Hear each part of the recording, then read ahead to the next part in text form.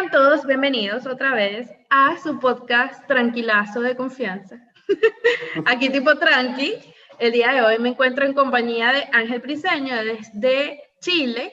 Hola. Bueno, vivo en Chile, soy de Venezuela. Exacto. Por favor. Yo siempre digo la ubicación geográfica de la gente. Ok. Con la nacionalidad, pero bueno, ya que quisiste decirlo. Venezolano de pura cepa, guaireño. Aparte, decidí invitarlo el día de hoy porque quiero conversar un tema súper chévere, apasionante, que es de política. Quería hacer este podcast desde hace mucho tiempo, te confieso. O sea, solamente que no había tenido como el momento ni la oportunidad así como de compartirlo con alguien que supiera, que tuviese una línea dirigida hacia temas políticos.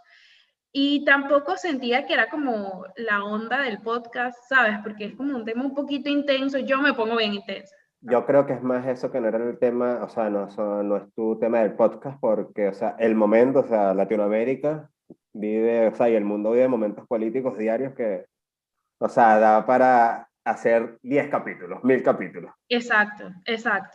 Y lo que quiero aquí realmente es como hacer un análisis previo de todas estas cosas que están pasando actualmente, sobre todo en Latinoamérica. Yo creo que nos afecta muchísimo a nosotros como población porque a pesar de que uno diga, sí, estoy, no sé, en Filipinas o estoy en Corea del Sur o estoy en X partes del mundo, tú sigues siendo de esta comunidad latinoamericana que creo que está muy arraigada. O sea, uno puede estar en donde sea, pero tú ves que a Colombia le pasa algo y es como que, hey, ¿qué pasa? Y además que, o sea, estamos tan regados que tenemos amigos en Filipinas, literalmente amigos en Filipinas. Entonces, ¿sabes? Entonces, Rebeca, que está en Filipinas, pasa algo en Chile, ella me escribe, oye, ¿qué está pasando en Chile? Cuéntame, o sea, ¿tú estás bien? La situación te afecta directa, indirectamente, o sea, sí, estamos todos relacionados con el acontecer político latinoamericano. Saludos a Leito. Yo quiero irme un poquito más hacia la historia, porque a mí me encanta como contextualizar todo. Obviamente. Y si nos vamos un poquito más hacia atrás, en una época postcolonial, ya tenemos una formación de América Latina como tal, ¿no? Claro, es que la historia además de Latinoamérica es joven. O sea, somos el continente joven. O sea, ¿cuántos años tiene la historia de Latinoamérica? 220 años. Nada. No tiene nada. Es demasiado, y es demasiado por lo que estamos pasando, sobre todo porque empezamos con una separación de territorio un poco rara, ¿no? O sea, empezando por ahí, ya todo iba raro. Era como que, y te quedaban un montón de dudas y que, bueno, pero esta para quién se lo reparten, esta a quién, esto no sé qué. O sea, yo creo que eso en temas, por ejemplo, en europeos, tuvo muchísimos años y tuvo bastante madurez para lograr concretar una formación de territorio. Y eso hablando solamente de uno de los aspectos dentro de lo que significa constituir un país como tal. Obviamente. Porque si ya hablamos del tema de la nación, pues yo creo que todos formamos parte de una sola nación. Y esto va a sonar muy Bolívar, pero debe salir el bolivariano. No, totalmente. Sí, pero yo sí creo que desde el norte hasta el sur todos tenemos relación, todos, porque y aún así Estados Unidos diga que no, dependiendo del gobierno de turno, ¿no? Porque a veces sí le importa de más y a veces le importa muy poco. Entonces, dependiendo del gobierno de turno, igualito, yo creo que sea la que sea la posición que adopten, siempre van a estar interrelacionados, porque desde lo que pase en la Patagonia, en Argentina, tiene que ver con algo hasta en Canadá, me atrevo a decirle, porque Canadá también fue una formación de toda esta parte, ¿no? Bueno, Que ellos hacen como... A Canadá yo lo excluiría, ya sea, No, mira, ellos son muy aparte de todos los, desde mi punto de vista, de todos los acontecimientos latinoamericanos. De hecho, o sea, en lo personal conozco poco de la historia de Canadá. O lo que pasa es sea, que ellos tuvieron un tema bastante álgido entre Inglaterra, en lo que era antes Inglaterra y Francia, y por eso lo vemos como distante, como que no es de nosotros. Pero yo siento que Canadá es como el Brasil de Norteamérica. sí, ¿tú crees? Sí, ¿Me entiendes la analogía? O sea, sí, sí creo porque igual de todas formas ya estos territorios tienen demasiados latinos para creer que solamente son de una comunidad en particular. Y además creo que el hecho de tener un clima mucho más frío los hace a lo mejor un poco distantes a más nosotros. lejanos, totalmente. Exacto, pero sigue siendo lo mismo. O sea, yo no compararía a un canadiense con alguien de Dinamarca, por ejemplo. No siento que sean lo mismo. O sea, yo No. siento que los canadienses son como unos europeos más latinizados. Sí, exacto, eso es para mí eso es el canadiense. Un europeo muy conservador, Exacto. un europeo muy, muy conservador. Y yo creo que igual tiene que ver con el aspecto climático, o sea, están tan al norte, se alejan tanto de nosotros. Incluso yo creo que los extremos, y respetando evidentemente las comparaciones además son odiosas, pero tanto el extremo norte como el extremo sur, Chile, o sea, lo vemos muy, muy lejanos a lo que somos nosotros, el resto de los latinos. Sin embargo, bueno, puedo hablar de Chile que toda la situación, toda la historia no es muy alejada con el resto. Por Pero supuesto.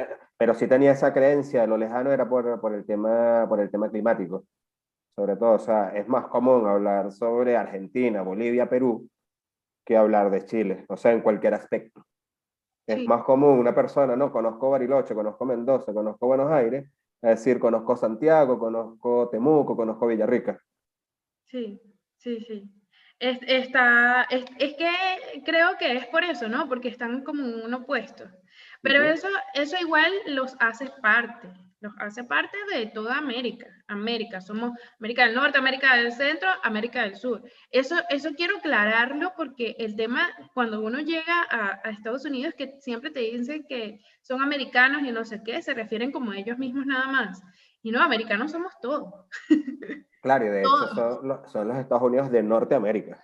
Exacto. Siguiendo con la cronología que quería medio llevar, después de la colonización pudimos ver que vino esto de lo que te estaba comentando de la formación de territorios, pero ya cuando tenemos todos estos movimientos de independización, podemos notar cosas diferentes, empezando porque cada país tiene como su historia particular de quién lo independizó y cómo fue, y bueno, tenemos muchísimas historias al respecto, sobre todo nosotros siendo de Venezuela y que nació Bolívar y que este pana quería como que de verdad liberar a todo el mundo y quería hacer una sola América y que todo ese cuento es muy bonito, pero en la práctica fue un desastre.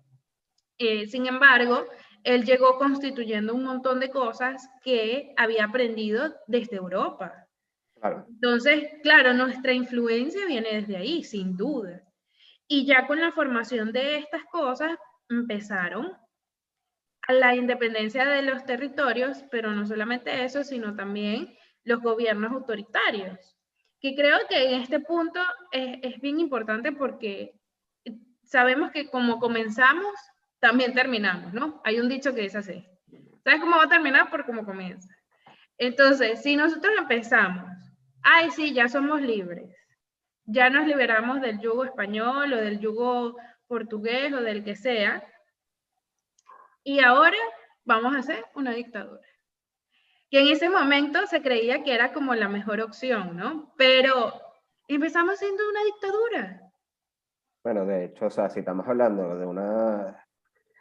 de que fuimos conformados, constituidos o nos independizamos hace cuánto, 220 años, 210 años, ¿cuántos años hemos tenido de democracia? O sea, allí parte todo. ¿Cuántos años realmente hemos tenido de democracia? Y sí, bien, Bolívar libertó América y liberó 5 países y luchó por la emancipación de Panamá. O sea, realmente, ¿cuántos presidentes democráticos han tenido cada uno de estos países? Sí. Muy pocos, muy pocos. De hecho la línea sureña viene dada por todo el tema de dictaduras. O sea, Totalmente. en el momento más caótico, siempre, siempre, o sea, la gente no podía mirar por un lado porque ya tenía una dictadura. Entonces me voy para Ojo, otro país y ya tienes otra dictadura. y a ver, y ahora sí, o sea, creo que va a ser bastante polémico en este punto, pero las dictaduras muchas veces son necesarias. Y esto sí, sí es bastante importante, son necesarias para mantener, para instaurar orden y control, cosa que nosotros como latinos tampoco tenemos.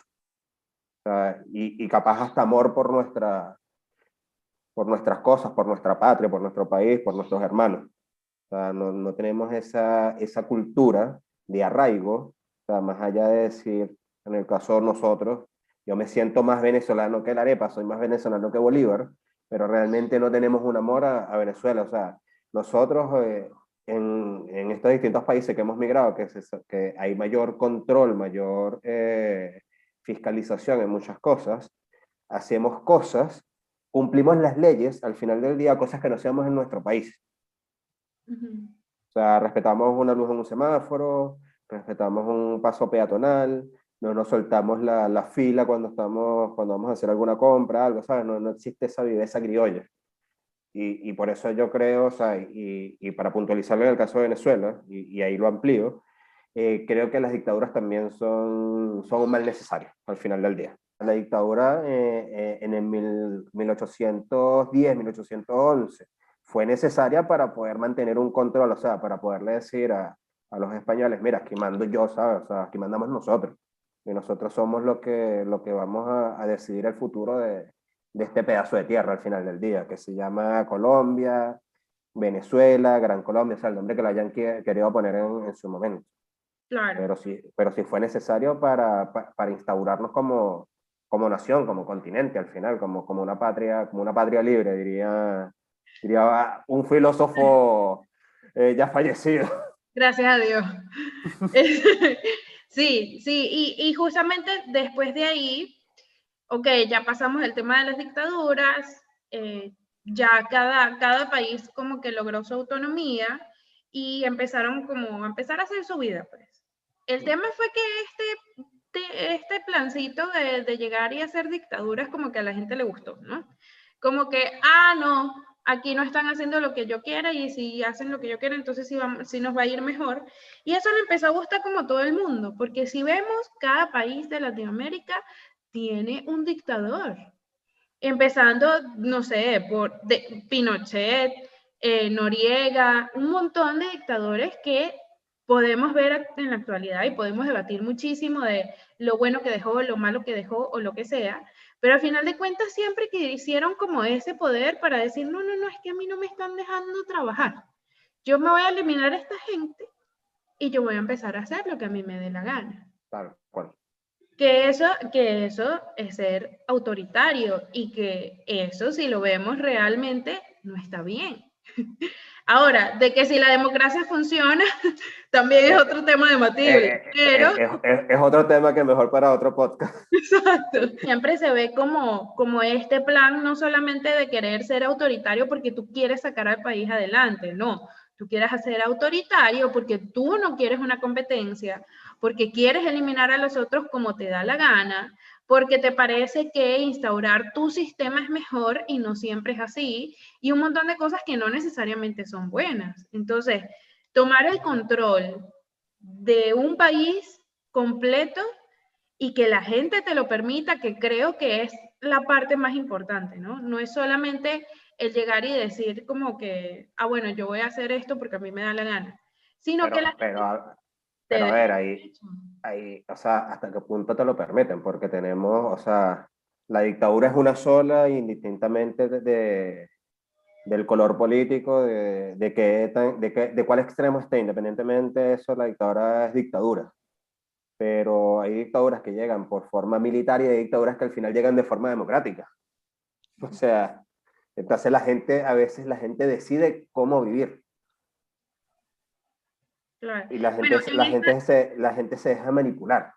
en esta Entonces, época en la que nosotros estamos hablando, en 1950, en la década de los 50, de los 60 y parte de los 70, eso eran militarizadas. eran dictaduras, sí, claro, Dictaduras eran militaristas militarizadas. totalmente.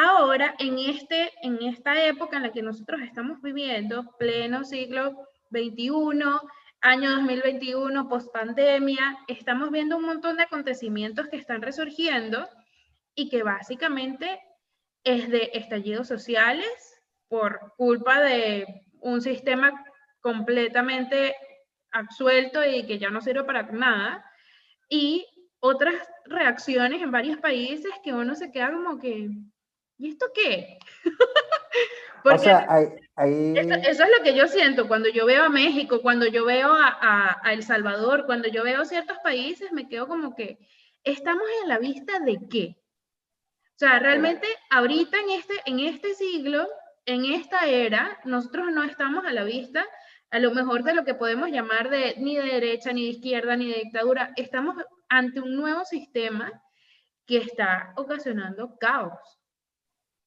y ese sistema se llama populismo. Y ese sistema le llegamos a las personas diciéndole lo que realmente al final del día quieren escuchar. Y ese es el cáncer que está recorriendo ahora Latinoamérica. Y es un cáncer que nació, si se quiere, a finales de los 50, comienzo de los 60 en Cuba. O sea, al fin de la Segunda Guerra Mundial, caída, o sea, los rusos ya se disolvió la Unión Soviética, los rusos necesitaban incidencia, o sea, seguir teniendo control, y no tenían dinero y comenzaron por Latinoamérica, o sea, y hay que destacar que Cuba era un país próspero, y Fidel llegó en el medio de una revolución a tumbar a un dictador. Y 2 años después hizo unas elecciones y ganó unas elecciones, o sea, entonces Fidel llegó ofreciendo villas y castillas al pueblo cubano y se instauró, o sea, ¿cuánto? Del 60 al 2020 estamos hablando, ¿cuánto? 60 años, 70 años. O sea, y él llegó vendiendo villas y castillos, o sea, llegó ofreciendo al pueblo cubano la transformación, o sea, el socialismo, igualdad para todos, pero ¿qué tipo de igualdad? Entonces, o sea, las dictaduras uno también la elige y ese cáncer que te comento, populismo, es lo que está acabando con Latinoamérica, al final del día. Igual los regímenes, o los sistemas, no lo llamemos régimen, los sistemas políticos tan presidencialistas, también, o sea, todo el poder concentrado en una persona, eh, al final tenta mucho. Es bastante tentador ostentar el poder. Y si le das poder a una persona prepotente, o sea, sucede el ejemplo de Venezuela. O sea, una persona que llegó ofreciendo igualdad social, llegó como el antipolítico, como el que yo soy usted, yo soy del pueblo, yo sé lo que ustedes están padeciendo porque yo también lo padezco. La gente se cegó. Y en el papel, el socialismo, al final del día, el socialismo en el papel es bastante bonito. Claro. El socialismo en el papel es bastante bonito. Y si lo ofrecemos, o sea, no tengas duda que van a llegar y van a gobernar. En algunos lugares sí funciona porque la sociedad lo controla, por decirlo de alguna manera, y en otros no funciona porque la sociedad se lo lleva a la corriente, se lo lleva a la marea, esperando algún cambio. Igual sucede con lo de derecha, o sea, es totalmente lo mismo. Ofrezco mayor inversión privada, mayor inversión internacional, transnacional dentro del país, concentro todo el poder, recaudo todo el dinero y el país sí, a nivel de infraestructura se ve bien, pero a nivel del bolsillo de las personas no se ve tan bien. No. Pero nos ofrecieron algo que me dijeron, mira, vamos a cambiar, tú vas a ser mejor, vas a tener más plata, vas a tener más ingresos, vas a tener acceso a mayores cosas según tu esfuerzo, y resulta que tampoco termina siendo así. Por eso yo creo que el populismo es el cáncer que está recorriendo hoy Latinoamérica. Y estamos en metástasis, además. Sí, O sea, sí. Yo creo que estos sistemas ya obsoletos completamente, porque realmente cuando tú le hablas a una persona normal que no tenga tanto interés por la política y tú le hablas del presidente, de cualquiera, y le da malestar, no le gusta. No le gusta saber de eso, le parece siempre que son unos corruptos, que no hacen nada, o lo que sea. Esa es la opinión popular de las personas que viven en Latinoamérica cuando tú les hablas de algún presidente. Es como algo como cansancio, es como, ay, no, vamos a hablar de otra cosa. Porque realmente todo lo que han hecho durante los años pasados ha sido cansar a las personas. Y se nos está olvidando a nosotros como ciudadanos que ellos son puestos por nosotros también y que tenemos el poder nosotros para poder decirles, valga la redundancia, hey, no quiero que hagas esto. Y eso se les ha olvidado a las personas y por este cansancio de decir, ay, no, es que no me interesa, ay, no, ¿para qué yo voy a salir a la calle? No, ¿para qué yo voy a ir a votar si siempre gana el mismo? Eso va acumulando mucha desidia que al final termina dándole el poder a personas que no lo necesitan y que tampoco saben cómo manejarlo. Entonces, si yo quiero que tú me administres a mí mis finanzas, si yo voy a contratar a un contador, ¿yo qué hago? Yo le analizo el currículum, yo hablo con él, yo veo una serie de cosas para ver si tiene las cualificaciones necesarias para hacer lo que yo necesito. ¿Y qué hacemos con los presidentes y con toda la gente de servicio público? Ay, para ver qué dice. Bueno, dale. Para ver qué dice, para ver qué ofrece. Dale. ¿Qué me va a dar? ¿Qué me va a dar? Exacto.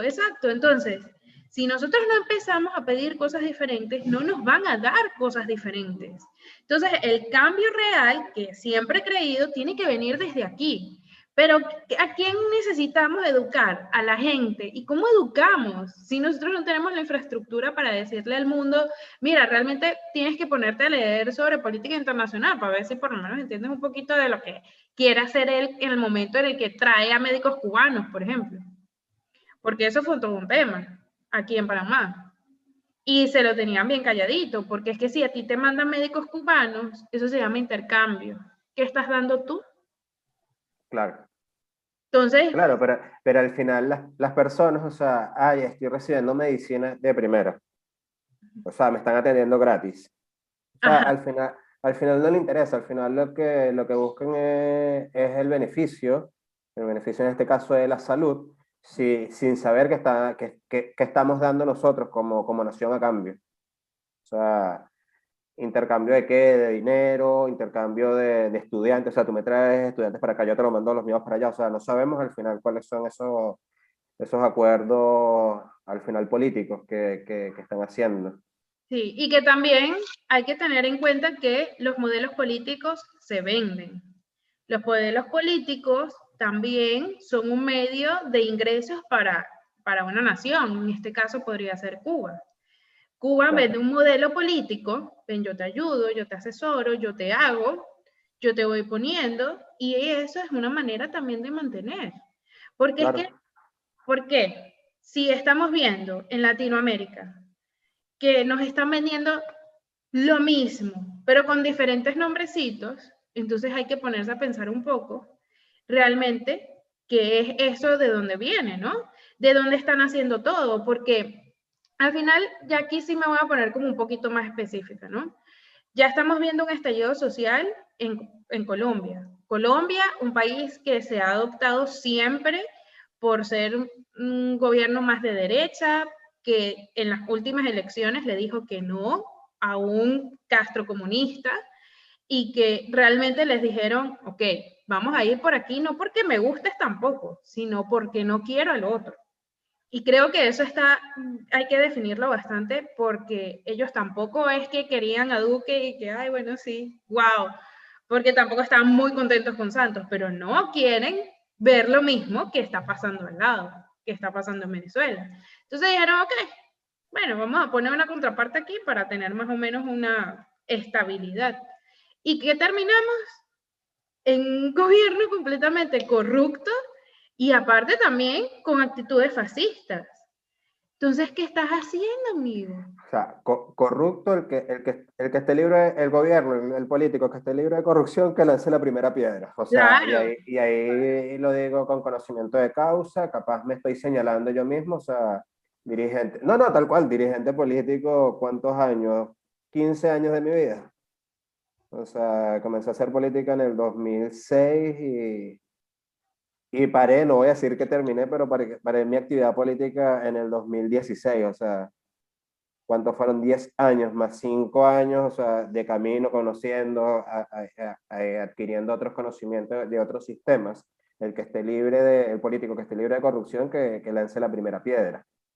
Pero cuando lo señalas así tan de frente como fascista, ¿a qué te refieres? No, bueno, en principio corrupto porque prácticamente todos los ingresos que tuvieron, entonces ahora le están diciendo al gobierno, a la población, le están diciendo, mira, necesitamos que me pagues más. Una población que viene de pandemia, que ha tenido que paralizar, ¿cómo tú le vas a pedir a una población que te pague más? Y en impuestos que son de cosas esenciales, o sea, un impuesto en un agua. Por Dios, o sea, el agua te va a costar más que el café. Eso es un absurdo. Entonces, además de eso, además de que ahí se nota la corrupción, digo cosas fascistas por el tema de el modus operandi después de las protestas y manifestaciones. Esas cosas tipo, se desaparecieron gente, no sabemos qué pasó con fulano, vamos, no, aquí esta zona ya se quedó calladita y tú no sabes cómo, pero se estaban protestando ayer. De repente llegan y dejan de pasar cosas O, en las o redes sociales, sea, en los medios de comunicación. a ver, ahí tú estás mencionando el tema actual de Colombia, lo voy a asociar con el tema que sucedió hace año y medio en Chile, también un estallido social. También, claro, O sea, yo creo que tiene que haber control porque sí creo, o sea, además que creo lo practiqué en las manifestaciones pacíficas, o sea, y pacífica también hasta un punto determinado, pero nosotros en Venezuela no llegamos al vandalismo que se está viviendo en Colombia, al vandalismo que se vivió en Chile. O sea, también hay que categorizar o sectorizar la forma como controlo y a quién controlo. O sea, porque saqueos, o sea, voy a saquear un supermercado, un hipermercado para llevarme una nevera, un televisor, o sea, o comida. Entonces, o sea, voy a atacar con molotov a las fuerzas policiales porque me están cercenando mi derecho a protestar. Pero hasta qué punto, o sea, tú estás manifestando y protestando de forma pacífica. Entonces yo creo que también tiene que haber control, y era lo que te decía al principio, que sabía que iba a causar polémica. O claro. sea, y no utilicemos la palabra dictadura, pero utilicemos los términos de control. O sea, cómo yo controlo a unos vándalos al final del día. O sea, entonces sí, cómo se cayó. O sea, sí, militarizaron el Arauca, por ejemplo. Pero ¿por qué lo hicieron? O sea, porque la población estaba descontrolada. O sea, saqueos. ¿Y quiénes son los afectados en los saqueos? Nosotros mismos como ciudadanos al final del día. O Sí. sea, porque saquean un supermercado, ya ese supermercado queda cerrado por 6 meses. Tengo que caminar o rodar 5 kilómetros más para encontrar otro supermercado para suplir mis necesidades básicas. Entonces yo creo que también el tema de control a las protestas y cómo se protesta hay que saberlo llevar y categorizar. O sea, porque no es nada más señalar, se callaron o militarizaron o dispararon, pero a cambio de que sucede que hoy día, y sé que también voy a ser polémico con esto, la defensa de los derechos humanos, pero los derechos humanos de quién, del que protesta, y el derecho humano del policía que es agredido. Él no tiene derecho humano, él no tiene derecho a la defensa, incluso de la defensa personal. Entonces, todos atacan siempre a las fuerzas de control, de orden público, pero nunca señalan al protestante que lo está haciendo de manera violenta. O sea, ¿cuántos policías heridos no también existen y nadie habla de ellos? ¿Cuántos militares heridos existen y nadie habla de ellos? O sea, y muchas veces decimos bien hecho, porque él me quería asesinar, porque él no quería que yo protestara. O sea, hay que poner la situación también en una balanza. Es lo que considero yo y según mi experiencia cercana de acá de Chile. Claro, también lo que pasa con esto es que por lo general esas personas que nosotros vemos y que decimos, ay, bien hecho que agredieron a un militar o lo que sea, es gente que está cumpliendo un trabajo y que simplemente está siguiendo órdenes. Entonces, el tema no es tanto de los militares o de la Policía Nacional que no te deja, que te paró, que lanzaron perdigones, no. El tema es de quién lo autorizó. Y por eso me refiero a esto como que el gobierno es el culpable, no que esa persona que salió a hacer eso es el culpable. Porque entiendo perfectamente bien cuál es la posición de cada persona. Bueno, o sea, no entiendo la labor militar, pero nunca la voy a apoyar realmente. Porque si a ti te Claro. dicen, mira, ve y haz esto, o sea, tú también tienes que tener un criterio propio, pero bueno, ellos se dejan guiar por el tema del trabajo y por su seguimiento de jerárquico y toda la cosa. Entonces van y hacen este tipo de Claro, actos. pero insisto, o sea, si están dando la orden es porque hay que restaurar el orden público. O sea, ojo, y los comentarios que hago, lo hago muy generalizados, evidentemente sin estar viendo en Colombia, ni tener a alguien cercano en Colombia que me pueda dar luces de lo que realmente está sucediendo más allá de lo que uno puede ver por los medios de comunicación. Sí, porque también creo que eso en la teoría sabemos que es así. Ay, sí, bueno, nada. El gobierno puede utilizar las Fuerzas Armadas o la Policía Nacional para controlar ciertos actos de vandalismo y no sé qué. El tema es que aquí salió un pueblo, una gente en Colombia, todas unas personas a protestar porque querían cobrarle unos impuestos que se supone que no deberían ser, uno, y segundo, que la gente no tiene plata. O sea, ya suficientes impuestos tienen y ya Claro, pero, suficientes impuestos recaudan para que tú vengas también a exigirles y pedirles que paguen más, pero a ver, sobre todo después de una pandemia. Entonces, los grandes sales a rasgos hacer de protestar y lo que los grandes recibes es esto. plomo, Exacto. plomo. A ver, los grandes rasgos de la reforma tributaria en Colombia van a empezar a grabar impuestos las personas que cobren 4 veces el salario mínimo. O sea, estamos hablando aproximadamente 4 millones de pesos colombianos, $1.000 americanos. No, man.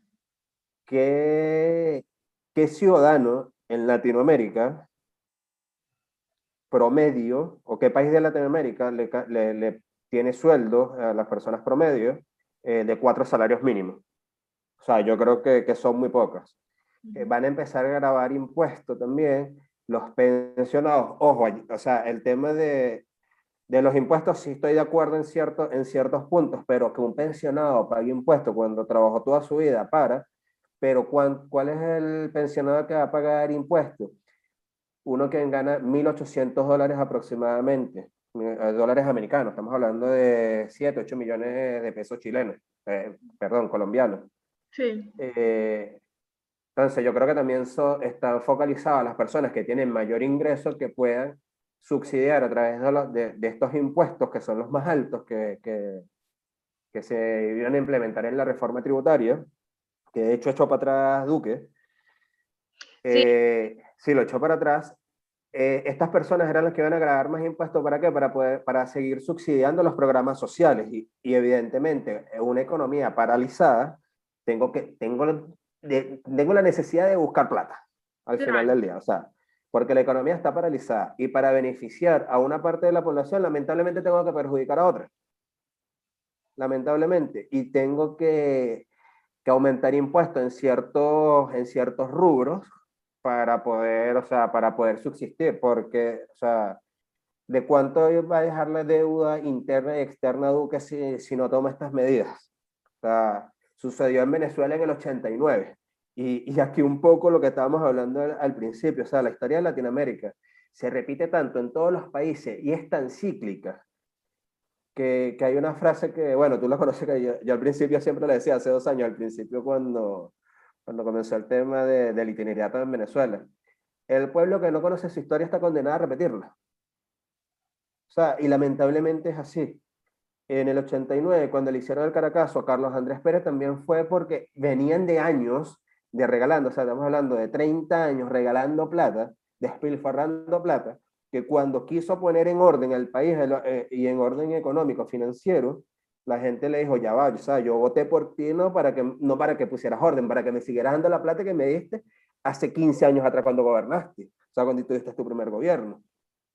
Y sucedió el mismo estallido social, por unas reformas tributarias para tratar de mantener el país dentro de unos estándares internacionales. Y lamentablemente nosotros como latinos no tenemos esa cultura, no estamos acostumbrados y a las primeras de cambio, cuando nos toquen el bolsillo, en el inmediato plazo, vamos a saltar y vamos a pelear. O sea, porque al final sí, hoy somos los más afectados. Pero, ¿qué país, y esto es muy trillado, qué país le voy a dejar a mis hijos? O sea, si yo no hago el sacrificio y no tengo hijos, ¿qué país le voy a dejar yo a mis hijos en 40, 50 años cuando yo fallezca? O sea, allí yo creo que también tiene que haber un poco de sensibilidad por parte de la población y también sensibilidad de parte de los políticos de explicar las situaciones. Porque Carlos Andrés en el 89, cuando quiso hacer la reforma neoliberal financiada por el Fondo Monetario Internacional, él se olvidó de los políticos y buscó los que llamamos los IESA hoy. 20 ministros que no sabían nada de política, pero tenían todo el conocimiento económico y no supieron transmitirle a la población lo que se iba a hacer. O sea, lo hicieron y ya. Y yo creo que eso es lo que está pasando hoy, no solo en Colombia, sino en Latinoamérica en general. O sea, la mala comunicación para estas medidas tan drásticas. Sucedió con Macri en Argentina. También. ¿Y qué país dejó Macri? Levantado después de todo el peronismo y el kirchnerismo. O sea, ¿Ya? ¿Y cuál es la Argentina de Fernández? O sea, entonces yo creo que al final del día nosotros como latinos no estamos acostumbrados a que nos quiten, sino a que nos den. Y yo creo que ese es el levantamiento, los estallidos sociales, el levantamiento del pueblo en toda Latinoamérica. O sea, el estar acostumbrado a que nos den y no dar nada a cambio. Porque ahí viene lo que tú comentabas hace poco, o sea, el intercambio, los médicos cubanos a cambio de qué. O sea, y yo te doy a cambio de qué, o sea, en algún momento se me va a acabar la plata del bolsillo. sí. ¿Cómo financio yo después todos mis gastos sociales? Eso está chévere y el gasto social lo entiendo y económicamente está muy bien planteado, pero lo que yo no entiendo es por qué en el momento en que la gente sale a protestar hay tantos desaparecidos, hay tanta gente que uno no sabe dónde fue, hay tantos muertos, hay tanto desorden, hay tanta tapadera, hay tanto, de repente tú dejas de ver el hashtag de Colombia. ¿Qué pasa? ¿Por qué quieren tapar tanto?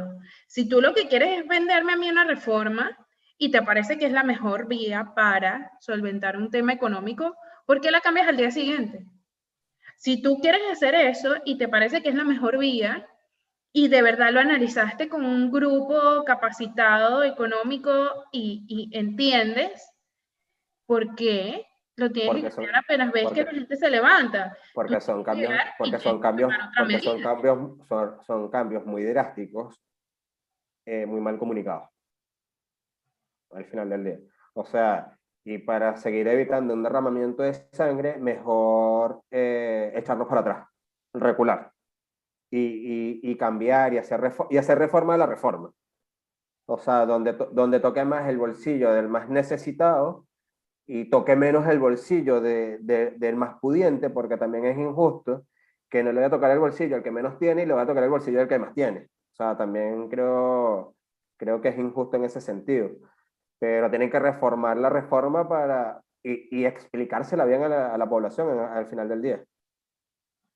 A mí me cuesta creer que equipos completos que estén trabajando detrás de un presidente, detrás de un gobierno, se les ocurra dar una información así tan vaga. O sea, tú llegas y tú le pones y que, hola, vamos a lanzar una reforma en la que tienes que pagar más, ¿oíste? No, tú te lanzas una campaña política para venderles a unas personas cosas que hasta ni ellos sabían, y tú no puedes hacer lo mismo, por lo menos la mitad, para explicarle a la población qué es lo que realmente quieres hacer. Eso significa que no te importa. Eso significa, eso da a entender que lo que tú quieres implementar se va a hacer y punto. Entonces ahí es el momento en el que tú tienes que salir y protestar, porque es que es la única forma de que más o menos se llame la atención de alguna manera. Y por eso este tema es como tan, no sé, tan complicado y que aún todavía ni siquiera ellos han resuelto, aún así quitando la reforma, porque es que no era la reforma, es que se destapó un montón de cosas que la gente ya estaba harta. Ahora te digo, ese se destapó un montón de cosas que ya la gente estaba harta, por ahí lo llaman la brisa bolivariana. O sea, no, no, y es en serio, o sea, Sí, sí. es en serio, o sea, la brisa bolivariana está recorriendo Latinoamérica y están buscando lo más mínimo para que suceda lo que está sucediendo. O sea, y vuelvo con el caso de Chile, en octubre del 2019, 20 pesos. 20 pesos, o sea, estamos hablando que eso es un centavo de dólar, menos un centavo de dólar. Fue lo que causó 2 meses de destrucción de un país.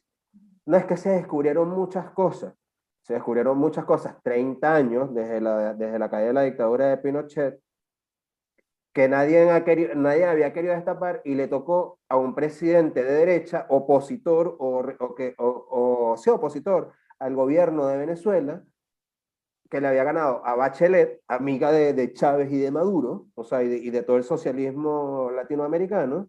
Entonces yo tengo que buscar la manera de frenar el progreso de esa tendencia política. Y lo vamos a hacer a través de la brisa bolivariana. Si sucedió eso chiquito, vamos a magnificarlo. O sea, lamentablemente la pandemia además está destapando la billetera de los países y le está afectando a ciertos políticos, a ciertas tendencias. Pero es porque se está destapando la billetera de los países de 20, 30, 50 años. O sea, y hoy cuando la economía está paralizada es que me doy cuenta que no tengo plata y tengo que buscarla donde sea. Sí. O sea, lamentablemente. Y hoy le tocó a Duque. Ayer le tocó a Piñera. O sea, ¿y quién me dice a mí que Gustavo Petro lo va a hacer mejor que Duque? Cuando Gustavo Petro es un comunista confeso. Nunca, nunca, nunca, ¿Y, nunca. qué, O y, sea, qué, y, quién está capitalizando el estallido social en Colombia? Gustavo Petro. Él es el que lo está capitalizando. Entonces, por eso te digo, se destapó algo. Se destapó la brisa bolivariana al final del día. Sí hay corrupción, sí hay desaparecidos, sí, o sea, sí hay violencia, sí hay de todo.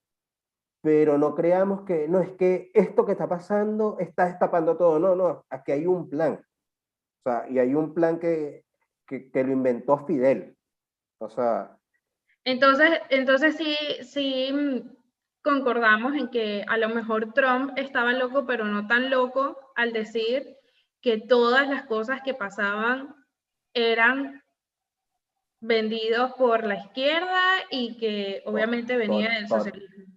totalmente, y confeso, o sea, yo apasionada de la política. Cuando comenzó el tema del estallido social acá en Chile, yo lo que decía a todo el mundo, o sea, venezolanos y chilenos, esto no es espontáneo. O sea, quitémonos la careta que esto no es espontáneo. Y Diosdado Cabello, en uno de sus programas, lo confesó. Nosotros hicimos el foro de Sao Paulo en Caracas, en el Hotel Alba, en agosto del 2019, y nosotros planeamos esto. O sea, y en ese foro de Sao Paulo estaba un senador chileno. Y él dijo, sí, voy al foro de Sao Paulo porque esa es mi ideología. Y el senador evidentemente es comunista, es del Partido Comunista. Pero lo que está sucediendo lamentablemente no es espontáneo. Todo es una chispa que se enciende. Y Sí, sí, y por eso te digo, ¿quién está capitalizando toda esta revuelta? Los políticos, porque al final son los políticos los que van a capitalizar. los E únicos que tienen insisto, la plata. sí hay corrupción, sí hay asesinos, ¿sabes? Sí hay desbancos fiscales a los bolsillos de las personas, pero ¿desde cuándo? O sea, Chile en 30 años que tiene de democracia, que es una democracia joven, solamente ha tenido 8 años de gobierno de tendencia de derecha, o sea, lo más cercano a Pinochet. Y después de 30 años, o sea, en 2 meses te diste cuenta, o es culpa de lo que ha pasado en 30 años. O sea, yo creo que también es injusto jugar así a un gobierno, ojo, y sea de la tendencia que sea. O sea, porque lamentablemente o casualmente le está tocando a gobiernos de derecha. O sea, veamos el caso de Bolivia. ¿Por qué la brisa bolivariana no llegó a Bolivia? Y no se destaparon los casos de corrupción y llegó nuevamente el partido de Evo a gobernar Bolivia. ¿Casualidad? No, no es casualidad. Es un plan. O sea, o entonces, o hablamos de corrupción o hablamos de tendencias políticas, hablamos de asesinos de la disidencia o hablamos de tendencias políticas. O sea, yo creo que ahí lo importante es saber conocer el origen de todo esto. El modus operandi de todos estos izquierdistas y de toda la línea socialista dentro de los países es como bastante estructurado. Y eso lo podemos ver porque siempre, cada vez que hay un estallido social o cada vez que hay algo que suele ser como un pequeño incidente, lo magnifican. Pero además de eso, también hay como los pasos a seguir, ¿no? Como que te voy a vender el modelo y los pasos a seguir son los siguientes. Entonces, tienes que tratar de obtener todos los poderes públicos. Y eso lo estamos viendo ahorita. Ahora me voy a saltar un poquito al Salvador, porque Voy a tocar ese tema.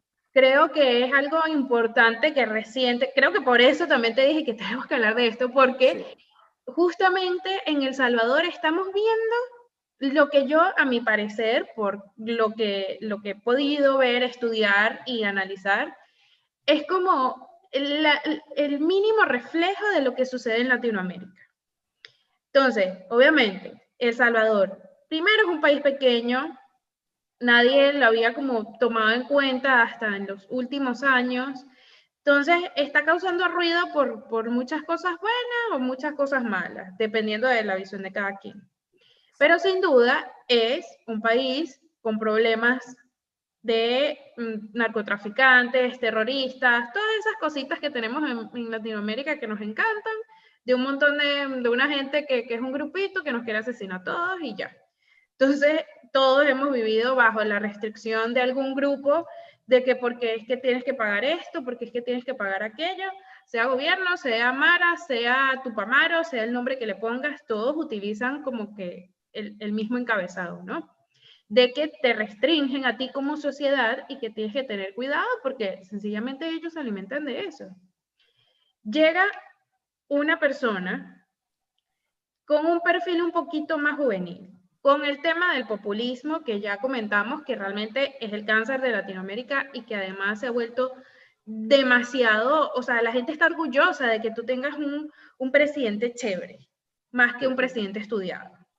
Entonces, hemos cambiado como un poquito la dinámica y además de eso, también le sumamos que este presidente, además de ser joven, además de ser muy carismático, llegó con una visión bien de izquierda. Él llegó y primero se vendió como que era de la extrema izquierda. Pero es que, perdón, él fue concejal en el 2010 y en el 2014 fue alcalde por partidos comunistas. Exacto. Entonces, él llegó con esa línea, pero ahí vamos al punto de vendes lo que quieres escuchar. Entonces, ok, él se vendió con esta línea socialista, ok, voy con eso. Y a medida que fue pasando el tiempo, él fue como mutando. Reflexionó y vio que la izquierda era mala. Bueno, su partido se llama Un Nuevo Tiempo, creo que se llama. O unas nuevas ideas. Nuevas ideas. Nuevas ideas es la cosa. Nuevo Tiempo es Venezuela. Es maracucho. Entonces, llegó con nuevas ideas que si tú te pones a ver ni siquiera suena partido político. Entonces, bueno, no, es que esto es un nuevo proyecto, nuevas cosas, no sé qué. Primer año, popularidad alta, todo el mundo lo amaba. Segundo año, primer día, sin homicidios. Eso para un país como El Salvador fue un éxito. Pero, wow, o sea, uno lo ve y uno dice, ok, ¿cómo lograste esto? Y ahí viene lo de mi tema del intercambio, ¿no? Pero bueno, esas cosas ya están por detrás. Lo que quiero llegar al punto es que estamos a la vista de un nuevo líder carismático con ideas presocialistas, porque ya no las tiene, pero formó una nueva, y que además nos está tratando de instaurar su sistema sí o sí, porque el hecho de ingresar con militares al Congreso y de ahora también obtener la mayoría en los poderes públicos, le da la absoluta libertad para hacer lo que le dé la gana. Era lo que te decía, o sea, la prepotencia de nuestros políticos jóvenes. O sea, nosotros como jóvenes nos creemos la tapa del frasco. O sea, creemos que la gente nos va a comprar todo lo que nosotros le vendamos y nos los compra y lo aplicamos y, ¿sabes? El más simpático, el que sí va a lograr el cambio, pero ¿hasta qué punto? Yo creo que un presidente, o sea, una persona con poder y prepotencia, o sea, es algo muy dañino, porque ¿cuál fue la causa por la cual él tomó el Congreso, el Parlamento salvadoreño, de la forma como lo hizo? Y aplaudido además por muchas personas. Pidió un préstamo de 110 millones de dólares para la Policía Nacional y para las Fuerzas Armadas. Entonces, el Parlamento se lo negó. Tendrán sus razones, o sea, estamos hablando de narcotráfico, estamos hablando de terrorismo, estamos hablando de corrupción, o sea, se lo negaron. Él convocó a su cuerpo, a su colegio de ministros, su consejo de ministros, y amparado en la Constitución fue y tomó el Parlamento con militares. Y todo el mundo lo aplaudió y aquí lo vamos a hacer. Al día siguiente la Corte Suprema le dice, oye, ya va, o sea, espérate un poco, que eso no es así, tú le vas a devolver todas sus atribuciones al Parlamento porque no es cuando tú quieras, o sea, tiene que haber unos requisitos como para que tú puedas tomar esa acción. Y él lo entregó y lo dejó así. Un año después tenemos elecciones. Elecciones además que fue el gerente de campaña Lester Toledo, Maracucho, Claro. amigo, y logró, o sea, no, de verdad, amigos míos, y logró obtener la mayoría absoluta del Congreso de El Salvador. ¿Y qué hizo al día siguiente? Vamos a instituir todos los poderes públicos. Y ahí comienza la crisis institucional, la crisis política. Porque si yo me voy a un caso, ni de cerca parecido, pero como para asociarlo de alguna manera, Venezuela 2002, con Carmón Estanga después del vacío de poder, intento de golpe de Estado, como lo quieran llamar. Llegó, yo soy presidente y quito el procurador, quito la Corte Suprema, quito el CNE, ahora no me llamo así, me llamo Salazar. ¿Y qué causó eso? Una crisis institucional muy grande que hoy todavía estamos viviendo. ¿Y cuál es la similitud que le doy? Que ojalá que no, pero El Salvador va a vivir esta misma crisis institucional dentro de 10, 15 años. Entonces, o sea, nosotros tenemos o el pueblo de El Salvador tiene que saber y entender que lo que está haciendo su presidente sí es popular, sí le gusta a la gente, pero ¿cuándo lo voy a pagar? ¿Cuándo yo voy a pagar estas consecuencias, estas acciones que está tomando él? O sea, y ese es el populismo al final del que estamos hablando. Él está haciendo lo que la gente quiere ver, pero ¿para qué? O sea, y yo creo también que tiene que haber separación de poderes, o sea, una persona no puede concentrar todo el poder en ningún momento. Alguien tiene que controlarlo, alguien tiene que regularlo y decirle, oye, stop, basta, o sea, para, porque él mañana va a perseguir a la disidencia, lo va a desaparecer, lo va a matar, lo va a torturar. No lo sabemos, tiene todos los poderes a su favor. Él va a utilizar el ingreso fiscal de El Salvador como su caja chica. Ah, bueno, ya le di 110 millones de dólares a la policía, vamos a reformarle, vamos a acabar con el narcotráfico. Ah, pero entonces yo voy a darle 200 millones al sistema educativo y 150 millones al sistema de salud. en todos esos millones siempre queda algo para el bolsillo, si nadie lo controla. Te quedas con el 1% y ya son 3 millones ahí. Y sabemos que no es el 1%. Uh-huh. Entonces, o sea, alguien tiene que al final del día controlar y regular la situación, y por eso no creo viable o no creo correcto, más que viable, no creo correcto lo que él está haciendo en su país, porque lamentablemente o va a instaurar una dictadura y se va a quedar como presidente hasta que el pueblo se levante o los militares se levanten, o va a entregar un país con un déficit institucional dentro de 4 años. El tema que yo veo como más relevante realmente es lo que te digo, los pasos a seguir que le vendieron. Entonces él va como poquito a poquito, ¿no? Hola, yo soy chévere. ¿Me prestas tu casa? Dale. Mira, ¿sabes qué? Te voy a preparar una comida riquísima si me dejas quedarme en tu casa. Ah, bueno, ok. Y cuando te das cuenta, ya está viviendo contigo y ya también toma decisiones sobre las cosas que pasan en tu hogar. Como que, ¿en qué momento tú te quedaste en mi cama si yo nada más te dije que vinieras un ratico? Se lo permitiste porque era chévere. Exactamente. Entonces, ese tema es el que a mí me sorprende porque es el que todos compraron del modelo. Tú vas poquito a poquito, tú vas ganando el territorio poco a poco. Lo que me interesa saber realmente es cómo va a reaccionar la ciudadanía en El Salvador al darse cuenta, no ahorita, en un par de años, las cosas que tiene que pagar.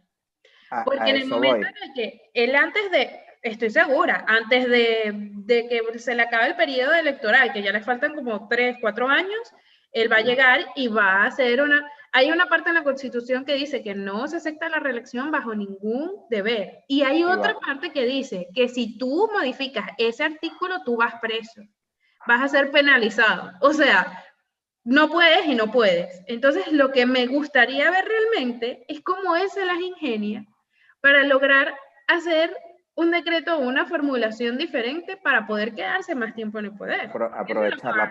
aprovechar la popularidad que tiene y hacer una asamblea nacional constituyente que refunde la república, una nueva constitución. No, no es cierto. Un plebiscito. Hace un plebiscito. Y lo va a plebiscitar. Y lo va a plebiscitar. O va a hacer una reforma, no la voy a hacer por parlamento ni por decreto, sino lo voy a preguntar al pueblo. O sea, y volvemos a la época de la colonia. Vicente Empara, ¿ustedes quieren que yo lo gobierne o no quieren más mi gobierno? Claro. O sea, al final eso es lo que va a suceder. Y si él se queda 8 años en el gobierno y viene otro candidato, otro político de otra tendencia, y hay otra pandemia, y explota un estallido social porque falta plata, ¿de quién es la culpa? ¿Del presidente de turno en ese momento o del presidente actual? Del de turno va a ser. Del de turno en ese momento. Y es lo que está sucediendo en Colombia con el estallido social. Es que la gente se dio cuenta de que se dio cuenta de lo que ha pasado en tantos años y hay que culpar a alguien. Y es el del gobierno de turno. Y si es de derecha, vamos a culparlo porque la derecha siempre tiene la culpa, la derecha maltrecha, como le decía aquel filósofo. Lo está citando mucho hoy. No, pero es que es verdad, o sea, y siempre lo contextualizo, las citas que lo hago en contexto con lo que estamos hablando. Claro.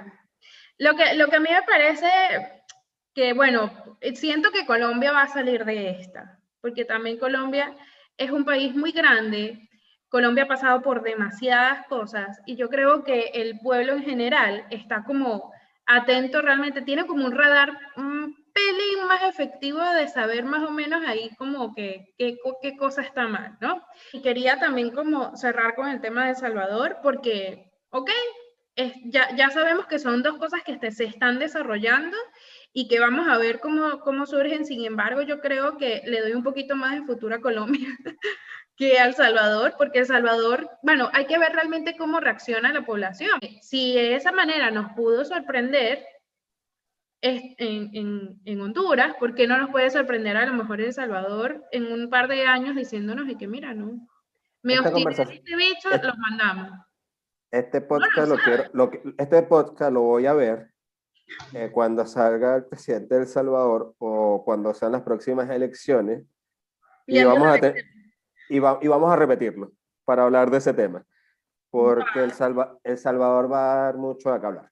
Ajá, tú querías irte al sur. Me quería ir al sur, me quería ir a Perú, Pedro Castillo y Keiko Fujimori. Los peruanos hoy van a elegir por el menos malo. Y lamentablemente en los dos extremos se van a perseguir a las disidencias, en los dos extremos va a haber corrupción, y aquí yo voy a defender un poco a la extrema derecha, que al final lo que va a buscar es el progreso económico del país, pero con altos niveles de corrupción, con persecución a la disidencia, muertos, desaparecidos, violación de derechos humanos. Yo siento que todo al final es lo mismo. Cuando llegan a ser extremos, ya terminan siendo lo mismo.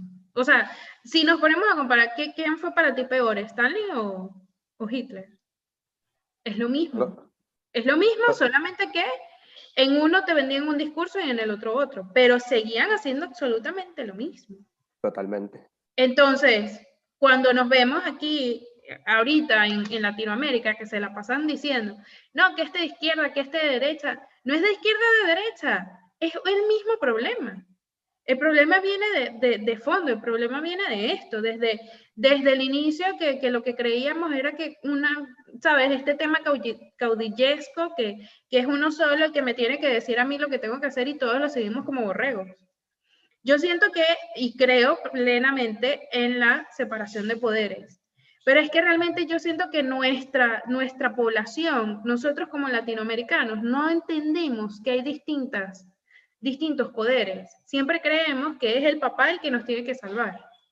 Y no sé si es por una actitud, no sé, que viene desde hace años, que viene arraigada con nosotros por el tema de la colonización, qué sé yo. Pero Eh, podemos notar, aún teniendo un país como Estados Unidos que nos demuestra que los poderes separados funcionan en una medida para hacer aunque sea un balance, aún le seguimos acudiendo al presidente todos los males. Es que porque Trump, es que porque fulano, es que Obama, es que no sé quién, y no vemos que es realmente una estructura mucho más compleja detrás.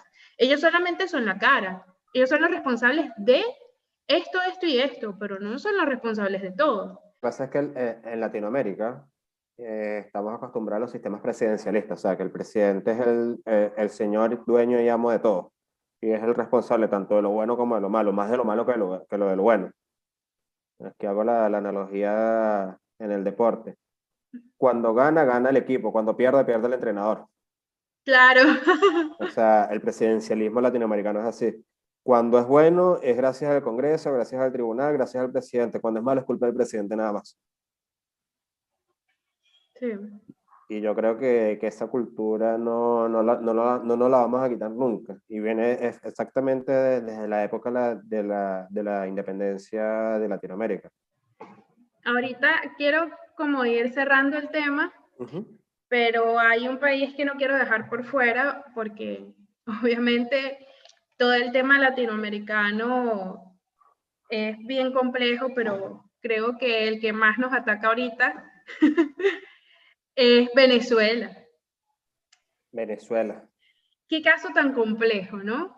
Creo que el último toque que tuvimos fue todo este documental de Alex Tienda, que obviamente te muestra la cara no tan bonita de Venezuela, de Caracas específicamente, y te muestra los lugares espectaculares a los que no Las va dos, ya tanta gente, ¿no? las dos caras de la moneda. Exactamente. Por lo menos a mí me sensibilizó muchísimo, porque obviamente yo soy de Caracas y me pegó todo, pero también en orden político esto tiene mucho que ver. Sobre todo a mí me impresionó que nadie del régimen de Maduro saliera hablando de esto. Y es algo que me parece muy raro porque a ellos les gusta hablar y les gusta hacer siempre mueca, pantomima de cualquier estupidez. ¿Y por qué no hablar de esto? ¿Por qué no decirle burguesito y demás? No te sorprenda cuando lo hagan, porque lo van a hacer en cualquier momento. O ¿Eso sea, viene? ¿O yo estaba esperando que fuesen más rápido? capaz estamos esperando que fuese más rápido. Y ojalá esté equivocado, pero eso va a suceder. En estos días estaba viendo unos tweets, era tendencia al extiende en Venezuela, y estaba viendo unos tweets, y sí, la guerrilla comunicacional lo estaba atacando. O sea, específicamente que tus asesores te dijeron la historia mal, la historia de mi comandante no es así, evidentemente fuiste a los lugares donde te dijeron que fueses, para que muestres lo peor de Venezuela. O sea, ahora, ¿cuántos capítulos le dedicaron a Petare? Uno, dos capítulos. Uno. El resto de los capítulos, o sea, habló de lo mejor del país. Que en dos o tres capítulos mencionaron aspectos importantes de la historia reciente de Venezuela para poder contextualizar la situación actual del país. Sí, sí, es verdad. Y lamentablemente, para bien o para mal, Chávez es parte de nuestra historia. Claro. Creo que podemos hacer un solo podcast de Venezuela también, pero, pero el futuro de Venezuela está muy incierto o tú lo ves más claro. O tú ya sabes la línea que va a tener o seguimos esperando por Guaidó o realmente es otra persona o seguimos en plan de Jesucristo es el único que nos puede salvar. Si tú ves mi Instagram, no tengo muchas publicaciones igual, o sea, no hago publicaciones tan recientes, la puedes encontrar rápido. Eh, el 7 10 de enero, 23 de enero, no recuerdo, del 2019, yo hice un post dedicado a Juan Gerardo Antonio, me voy por los tres nombres, amigo mío también, donde decía que yo no esperaba que él fuese el quien forjara el cambio en Venezuela, o quien fuese el líder del cambio. Yo lo que esperaba es que él asentara las bases para lograr ese cambio, instaurar las bases para lograr ese cambio.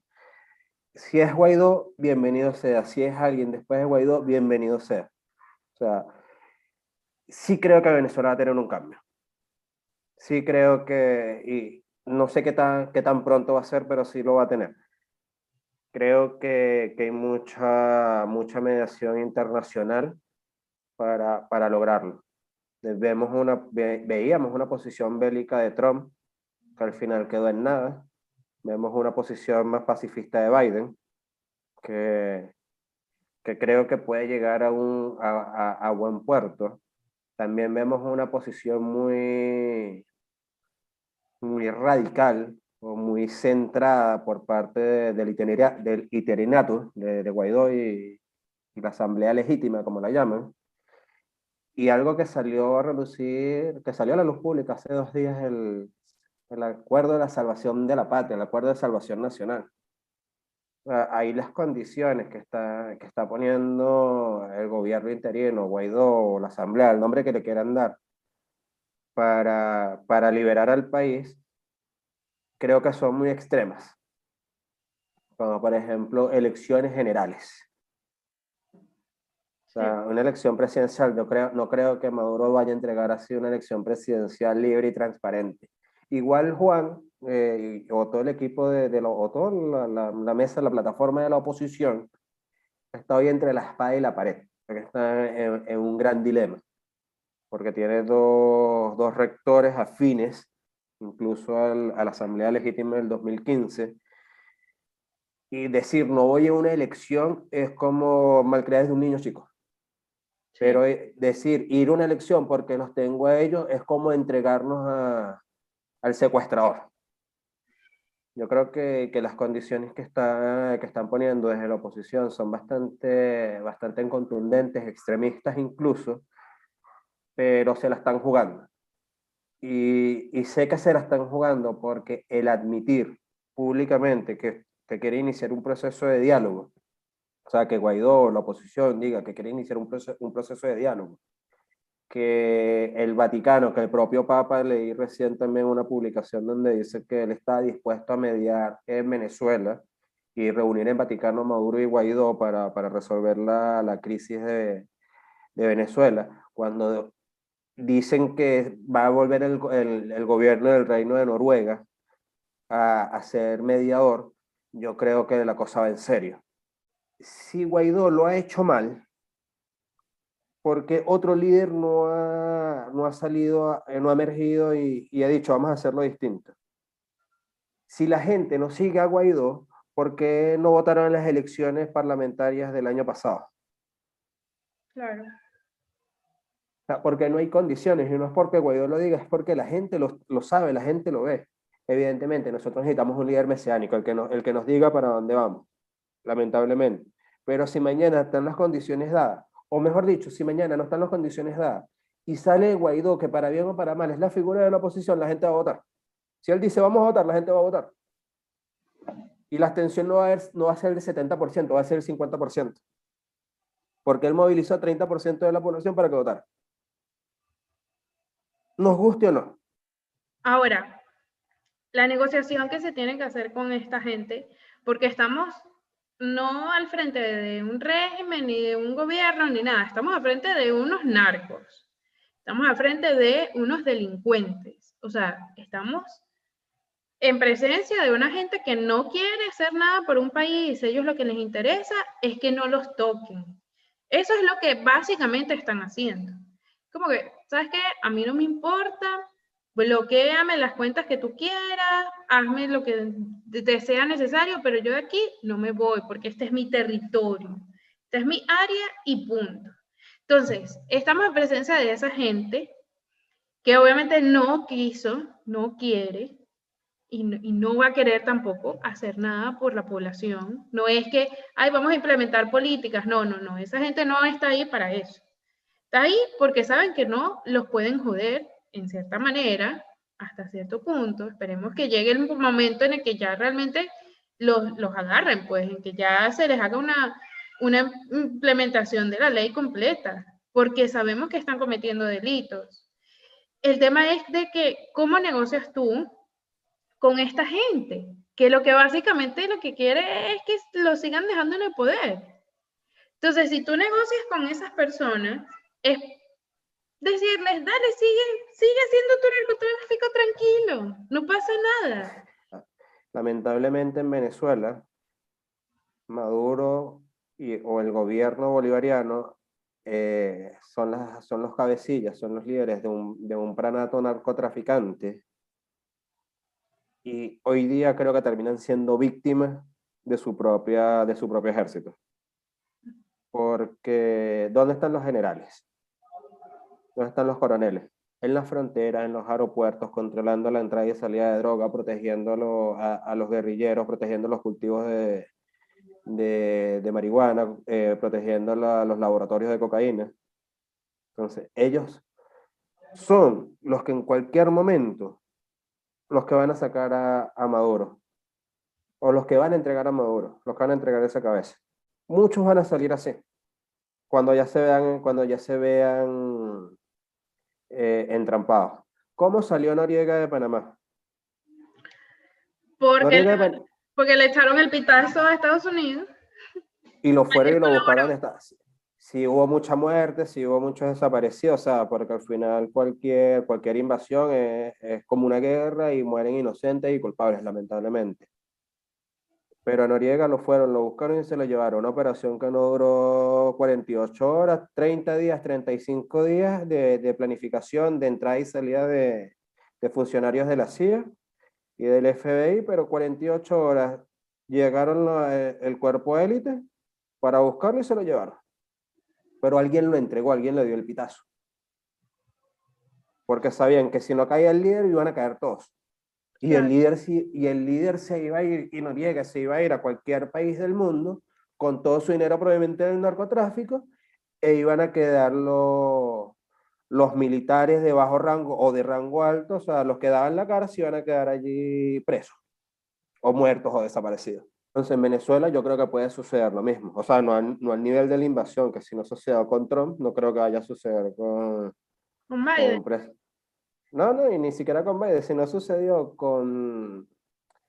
Con los republicanos no creo que vaya a suceder con los demócratas. Bueno, el futuro de Latinoamérica sigue siendo completamente incierto. Totalmente. No quiero decir que con esto que, bueno, que del mundo en general sea muy distinto, sino que de verdad, o sea, enfocarnos en Latinoamérica es como seguir viendo cómo se repite todo una y otra vez. Y cada país tiene su tragedia. O sea, El Salvador con el tema de las instituciones, Colombia con la reforma tributaria y el estallido social, Perú entre elegir a una extrema izquierda o a una extrema derecha, Argentina con su tema pandémico y económico que le está afectando, Chile con el proceso constituyente, en Ecuador acaba de ganar Guillermo Lasso de forma sorprendente, o sea, También dejamos la reforma tributaria de Costa Rica, que sucedió hace un par de años atrás, básicamente con la misma consigna de Colombia. Y bueno, muchos alegan también que en Costa Rica ya era necesario eso porque había muchas cosas subsidiadas. Eso es el punto positivo, ¿no? Hay otros que decían que los iban a volver más pobres. hay un país que no hemos tocado, hemos recorrido parte de Centroamérica y el 98% de Sudamérica. Uruguay y Paraguay son países muy chicos y sus sistemas políticos han funcionado ambos, en ambos países. O Claro. sea, incluso cuando estuvo Pepe Mujica muy querido a pesar de ser de tendencia marxista. Pero no hemos tocado Brasil con Jair Bolsonaro. Y la sentencia que habilita a Lula da Silva para postularse a las próximas elecciones presidenciales que será el próximo año. Ellos, al no ser 100% importadores, tienen cierta ventaja. Ahí su sistema económico es muy distinto a lo que sucede en la mayoría de Latinoamérica, que son 100% importadores de. O sea, como que ellos no van a llegar y te van a decir, bueno, ajá, vamos a aumentarte los impuestos porque necesitamos plata. Y que tampoco podemos dejar de mencionar temas como el Amazonas quemándose, porque ellos básicamente viven de la ganadería, pero la ganadería implica tala, quema de árboles y un montón de Claro. cosas que, bueno, que viene con la deforestación. Y yo siento que sus temas son como bien particulares, no son cosas que son tan reflejadas en Latinoamérica. No sé si es por su condición de lo que ya te digo, que bueno, que ellos decidieron ser más exportadores que importadores. Es un país económicamente independiente, sí. Sí, Pero es que el tema ideológico desde hace 20 años ha cobrado tanta importancia que yo creo y vuelvo con el tema de la brisa bolivariana. Yo creo que va a ser bastante importante las elecciones del próximo año en Brasil, sobre todo por el regreso de Lula, o sea, porque una cosa es que regrese el Partido Laboral, el partido de Lula, a que regrese Lula. sí. Puede que no le guste el Partido Laboral, pero puede que sí le guste Lula. Y Lula en un mes más o menos, 2 meses, que se le levantó la sentencia de la inhabilitación política y judicial incluso, sin hacer nada, porque no está haciendo nada, está casi parejo a nivel de intención de voto a un año de las elecciones de Brasil, con Jair Bolsonaro. Y Entonces yo creo... Dime. esto me recuerda también a lo que sucede mucho aquí en Panamá con el tema de Martinelli, Uh-huh. que la gente sabe lo que hizo Martinelli y también es de estos personajes particulares que les gusta ser cínicos, que juegan con este tema de ser populachones y de me voy a, no sé, a un mall popular y empiezo a regalar plata, o sea, a ese nivel, ¿no? Un empresario que al inicio dijeron, bueno, nada, vamos a darle la oportunidad, que él llegó y construyó medio Panamá en sus 4 años, a cuesta de la otra mitad que se embolsilló. Pero entonces ahorita, con toda esta gente que ha venido, que obviamente ha sido en lo que se nota un retroceso, porque obviamente no tienes la infraestructura construida como la hizo él, porque sigues viendo cómo se están robando la plata y no hay nada para el resto. Entonces era como que, ¿sabes qué? Yo prefiero a este que me robó, pero también que me dio. Exacto. Eso es lo que está pasando con Lula. Es como Ah, no, aquel pero él famoso... robó. Sí, pero yo tenía también. O sea, había para todos. Es que ahí viene, o sea, ahí viene el tema del populismo y aquel famoso chiste del Conde del Guácharo, que con los aecos se tocaba maraca, repartía, salpicaba para todo el mundo. Y con el chavismo es arpa solo para adentro. Sí. Eso es, yo creo también exactamente lo que sucede lo que va a suceder en Brasil. Ojalá al final que Latinoamérica sí se enrumbe, Latinoamérica, Centroamérica o toda la América, el continente americano se enrumbe de forma correcta y no se deje guiar por los populistas, porque tampoco tocamos México Sí, yo que con, en lo- México, o sea, México está con, en pleno rollo. Que yo con siento López que Obrador. él no ha terminado de hacer su desenlace, ¿sabes? Los pasitos a seguir todavía está poquito a poquito. Está ahí como que, Comenzó muy rápido, sí, pero como que se detuvo. sí, sí, sí. Y eso no tuvo que haber sido del lado ni de Estados Unidos, ni nada por el estilo, sino de la gente interna, que es la Es que que, realmente maneja México, la de es verdad. que, es que date cuenta, o sea, y ahora que lo dices, tocamos el tema de Brasil y ahora tocamos el tema de México. Dos países grandes que económicamente se mantienen a sí mismos o sea, y no tienen problemas estructurales a nivel político ni económico. O sea, más allá de las tendencias de los sistemas de gobierno que se puedan instaurar. Ujú. Pero por eso capaz no son tan sonados, a diferencia de países chicos como Sudamérica en general, a excepción evidentemente de Brasil. O países medianos, porque chicos, Paraguay y Uruguay no tienen mayor Yo también complicaciones. siento que Uruguay, Paraguay, ellos como que tienen un pasito adelante en temas sociales, más que económicos en temas sociales, como que ya superaron ciertas cosas después de tanto golpes, obvio, ya como que superaron tantas cosas y el hecho de ser poquitos los ayuda a entender y a reconocer las cosas que no quieren volver a hacer. Entonces, Claro, claro, no son sociedades perfectas, pero han logrado identificar qué es lo que no quieren volver a tener. Entonces, mientras eso se siga manteniendo en el tiempo, creo que va a estar estable. En el caso de México, lo que te digo es que está funcionando otras fuerzas que realmente creo que es el narcotráfico, que es el que está impulsando y en el que está diciendo, sí, muy lindo, tú quieres instaurar y tú quieres hacer un montón de cosas, pero eso es mío y yo no te voy a dejar que tú entres aquí.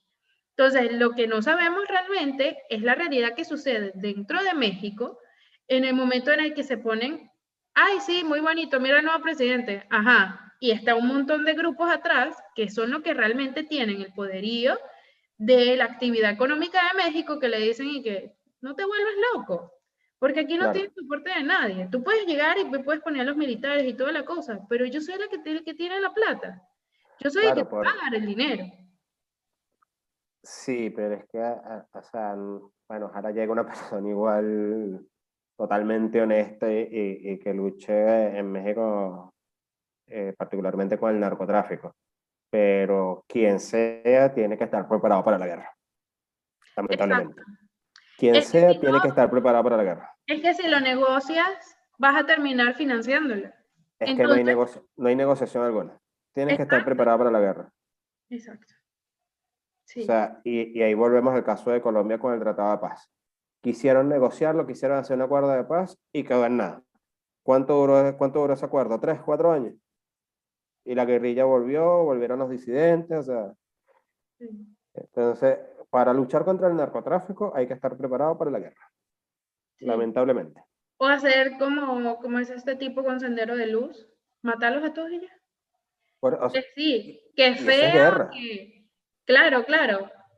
Le lanzas uno, ya se acabó esto. Y Que por quedó eso, marcado de por vida y que ya no quieran a su hija es otra cosa. y por eso yo decía al principio capaz no es la mejor definición, el tema de las dictaduras. Tienes que tener, y capaz no una dictadura, o sea, o no vale el término dictadura, pero tienes que tener mano dura para poder controlar y regular. Y si la mano dura, lamentablemente, es tirar una bomba, o es meter a toda la Fuerza Armada y pedir ayuda a aliados internacionales en una favela, en un barrio, en un estado, en una población, hay que hacerlo. Independientemente de los índices de popularidad que tú quieras tener o dejar de tener. El tema es que ya con la corrupción creo que ya no puede nada. Bueno, países. Pero como un dicho de acá de Chile, hijo chico, problema chico, hijo grande, problemas grandes.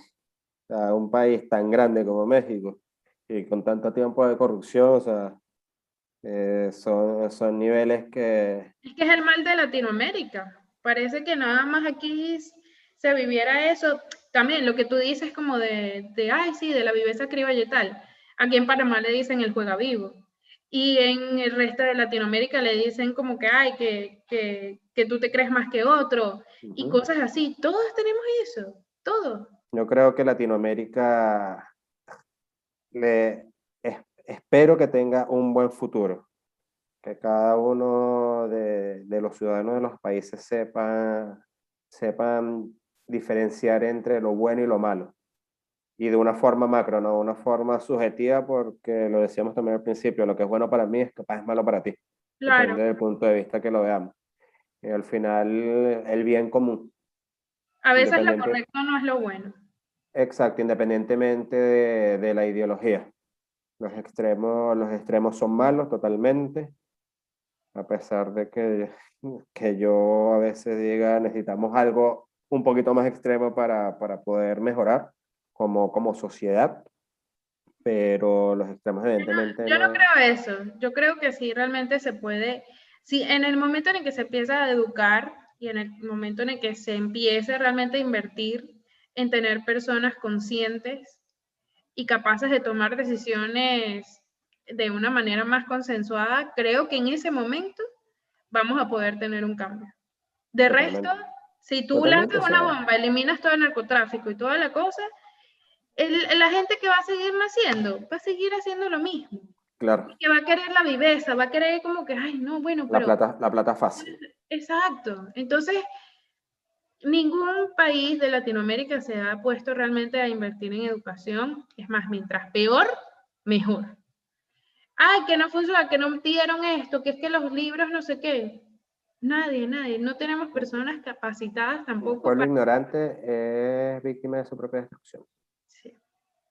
Así que bueno, a ustedes que nos están escuchando en sus casas, que nos están viendo de lo que sea, les recuerdo primero que se deben suscribir. Y segundo, pues que investiguen un poquito más si el tema les apasiona o si tienen dudas, sencillamente lo ideal siempre es ir a una fuente confiable o revisar varias fuentes no confiables para encontrar la mejor idea, para tener para discernir entre las dos cosas que nos están vendiendo. En el punto en el que lleguen en común, pues esa es la historia que es. Y podemos formar un propio criterio, que esa es la idea, en el momento en el que ponemos gente que administra nuestro dinero. Yo siempre digo que la lectura no mata a nadie. Tenemos que leer para poder discutir, tenemos que instruirnos, investigar y más allá de poder discutir también para poder elegir. O sea, saber diferenciar entre y argumentar entre lo que para mí es bueno y lo que para mí es malo. Y saber entender que a pesar de que no pueda estar de acuerdo contigo, darte la razón cuando la tengas. O no discutir cuando sé que no tengo la razón y si no te la quiero dar ya me quedo callado, no continúo el tema, lo cierro. Yo Claro. creo que, yo creo que eso es importante y la historia contemporánea latinoamericana es bastante interesante, sobre todo en los últimos 30, 40 años para saber elegir a quienes nos gobiernan, porque al final nosotros somos víctimas de nuestra elección. Sí. Al Y final del todo está día. interrelacionado. Yo siento que entender qué es lo que nos pasa, qué es lo que le pasa al vecino, es también Eso, entender qué pasa acá. eso es súper importante. Las comparaciones son odiosas, de partida. Yo evito siempre comparar. Lo que siempre busco es como más que comparar, diferenciar. o asociar momentos históricos. Y no decir nunca, yo no soy como el vecino. Ujú. No, eso no Porque, va a pasar acá. porque Venezuela no era Cuba y terminó siendo algo parecido. Porque Colombia no es Venezuela y si gana este señor Petro en las próximas elecciones, creo que va a ser algo parecido. Bolivia no es Venezuela y terminó regresando el más de Evo Morales. Argentina no es como Cuba ni como Venezuela y terminó regresando el kirchnerismo, o sea, defalcando de nuevo o empobreciendo de nuevo al país. O sea, yo creo que es importante también conocer no solamente nuestra historia, sino la historia del vecino. O sea, pocas personas saben eh, el tema de Bolívar con Panamá, por ejemplo, o la relación que tenía Bolívar con O'Higgins en Chile, o con Martín en Argentina.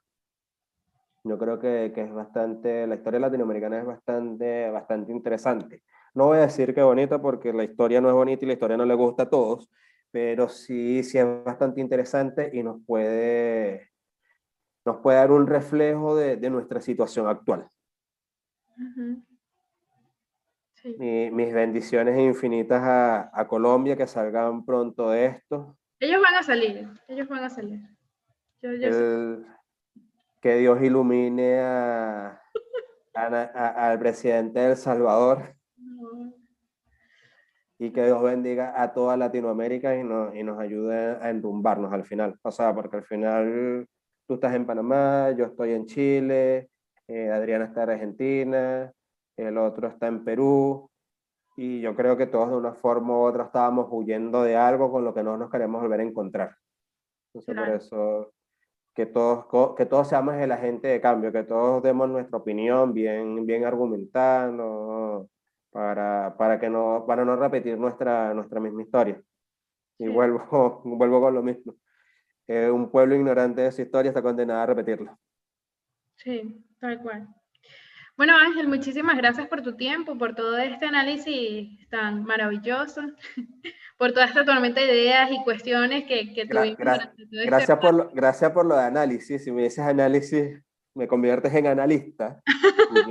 Y yo soy un opinador de oficio. Bueno, lo que pasa es que para mí hacer análisis es muy divertido y por eso me gradué.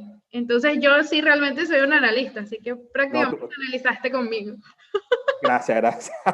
Tenía bastante tiempo que no tenía una conversación tan extensa de política y muchísimo más tiempo de política latinoamericana, de contexto sociopolítico económico de Latinoamérica. Me tuve que instruir un poco, leer un poco más, como le estoy diciendo, que la lectura no pelea con nadie, porque muchas veces nos quedamos con lo que nos dicen los medios de comunicación y hoy día las redes sociales. Y esa es solamente una parte de la historia. Claro, sí. Esa es una parte de la historia, ¿verdad? Bastante complacido por tu invitación. Qué chévere. Me alegra mucho que lo hayas disfrutado. Por ahí tenemos otros asuntos pendientes que ya se tratarán más adelante. Y bueno, a ustedes muchas gracias por vernos, escucharnos. Si les gustó este episodio, recuerden darle like, nos dejan sus comentarios por aquí abajo y nos vemos en la próxima edición. Bye.